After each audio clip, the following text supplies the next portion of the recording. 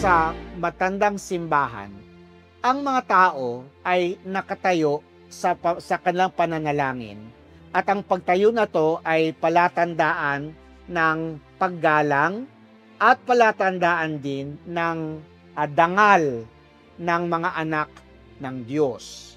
Subalit di kalaunan ay nagsimulang lumuhod bilang pagkilala sa presensya ng Diyos sa banal na Eucharistia. Ang pagbabago ng kahulugan ng pagtayo at pagbabago ng kahulugan ng pagluhod sa ating panahon.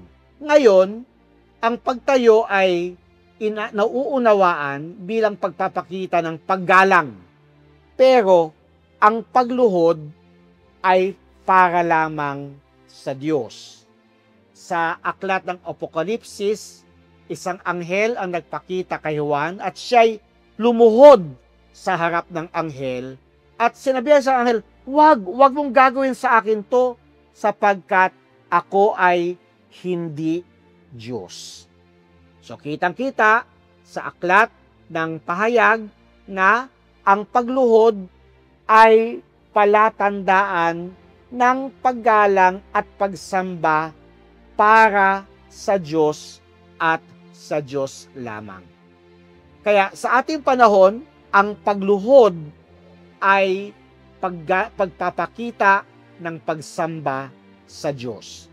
Lumulod tayo sa banal na Eucharistia sapagkat kinikilala natin na ang bumaba sa altar sa ngalan ng Panginoon ay mismong ang anak ng Diyos.